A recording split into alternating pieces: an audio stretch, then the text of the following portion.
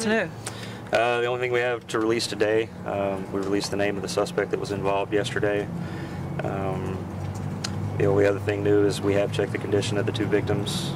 They're both stable. One of the victims was critical as of last night, but we recently got new information that they're both now stable.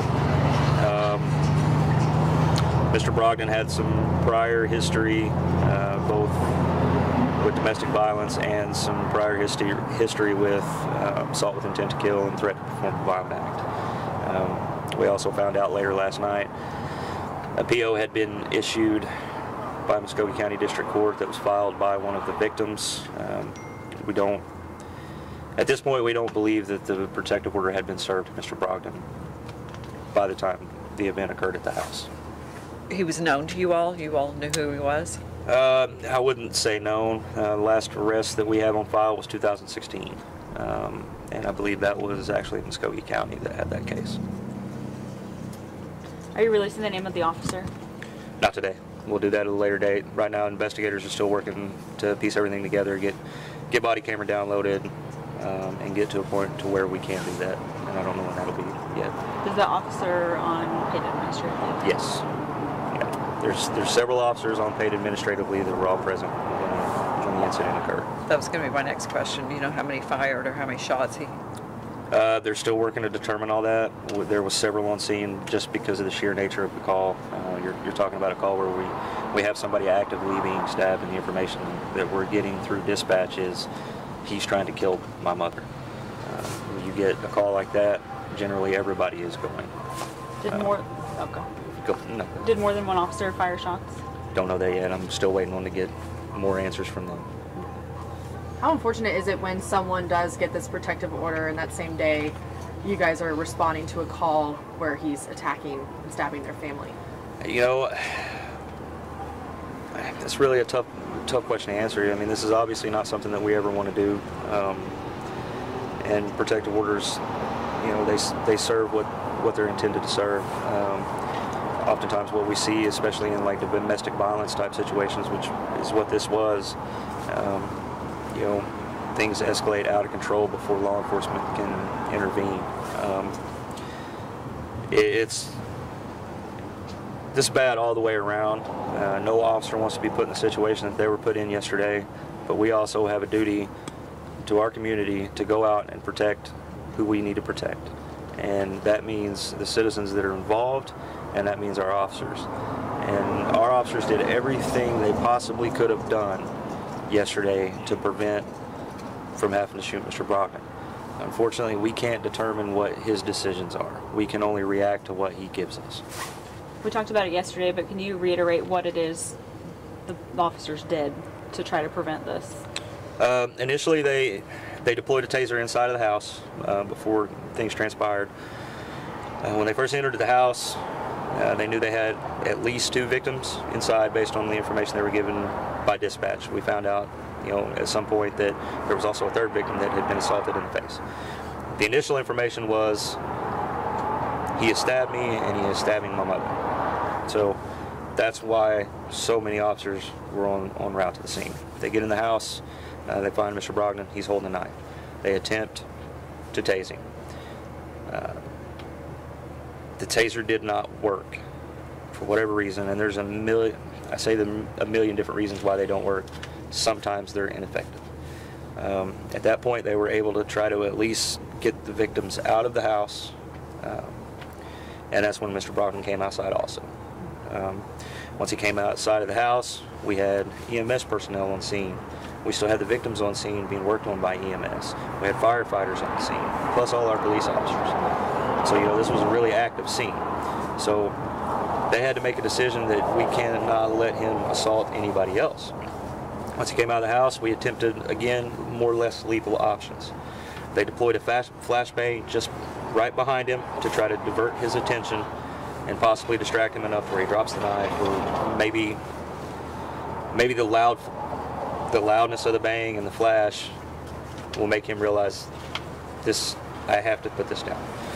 At the same time the flashbang was deployed, another officer fired a beanbag round, hitting him in the leg. He followed that up with another round. Neither round of the beanbag were effective at all, along with the flashbang was also not effective. He continued to advance towards the officers, and they were forced to fire. Just to clarify, so two people went to the hospital, and Yes. they're both in stable condition. Yes. The third did not go to the hospital. Right, Okay. correct. And this was a mom and a daughter. Yes. Okay. Okay, so the mother that's named in your news release, that is the one that had the protective order against him. Yes. Are they? I know you say stable condition, but do you know if they're expected to survive? I don't think we know that at this point. I don't know. I can't really give you that answer because I don't know. And when we say we just still don't know if more than one officer fired, how many officers are on paid administrative leave? Yeah. Believe 8 are on paid administrative leave. What is that? We had around, I don't want to give you the wrong number, but there was every bit of 15 officers, if not more, there. I don't have an exact count of how many were there. How many officers are on the department? We're at 80 right now. Okay, so a tenth of your force is on paid administrative. But we had officers from every division there. So, you know, when I say something like this comes out, everybody's going. We had investigators, we had special investigators, we had community resource officers, we had patrol, we had command staff all on scene when this took place. So we had a lot of people on the scene. Not just black and white. Yes. So does that have an impact, or because it's such a widespread from different departments? I mean, it's obviously going to have an impact. You know, they're adjusting some things around right now to help support that shift on patrol. And we'll work through those manning issues. Some of the officers involved may come back to work sooner than others. Some may be out longer than others. That's just something we can't say now because we don't know. Do you think it could impact response time? No, we'll make every effort that it doesn't do that. And excuse me if it was already asked, do you know exactly how many shots were fired? No, not at this time. I don't. Anything else, Lincoln, we're not asking? I mean, I know in general domestic calls are always very dangerous to respond to, Yeah. and so, I mean, is that just the frightening part of the job is when you have to respond to these domestic calls where things can get out of hand quickly?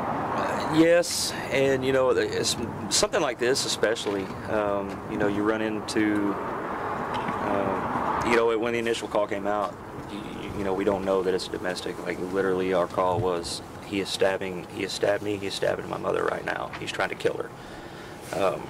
That was our initial dispatch. Of course, obviously, we didn't find out till later, because when we get on scene of something like that, we're not going to ask all those questions. We're going to handle what we have to handle as far as the victims are concerned, and then try to figure out the rest after the fact. But to your point, yes, domestics are one of the most dangerous calls our guys respond to. It's been proven time and time and time again, because you're talking about people that are already volatile, tensions are high, and then officers get there, and you know, our officers do everything they can to de-escalate, but you know, at some point there's only so much you can do. And I think that's why we see so many incidents of domestic violence end up turning into officer-involved shootings, and it's unfortunate because it shouldn't end that way for the officers or the people involved. But you know, we can't always make that decision ourselves. Some women, and really men too, might see this story and think, oh, protective order was filed, but you said it wasn't necessarily issued to him. He may have not known. What would you say to people who might be afraid to file a protective order? Don't be afraid to file one ever. I mean, if you know you have the reasons to file a protective order, by all means get get that paperwork done through your local courthouse. Where was it issued? Muskogee County, I believe, yes. But you know, unfortunately, it's something like this. You don't always know what that piece of paper is going to do. Most people, that is going to prevent them from escalating something. Some it may not. We don't believe Mr. Brogdon was served. We're still trying to piece all that. And the thing I do want to add, this is still an ongoing investigation. We're not done yet. So, and I know you guys have more questions, but I can only answer what they're giving me at the time. Sure. Do you have an estimate of a timeline when body camera video might be released? We'll do it the same way we've done in the past. We try to get it out really quickly. But we have to let investigators view it, attorneys view it, command staff review it, the officers review it, and, you know, all that stuff's got to be done before we can put it out. Okay. And I'm assuming you'll turn this over to the DA's office. They'll determine if it's justified. Yep.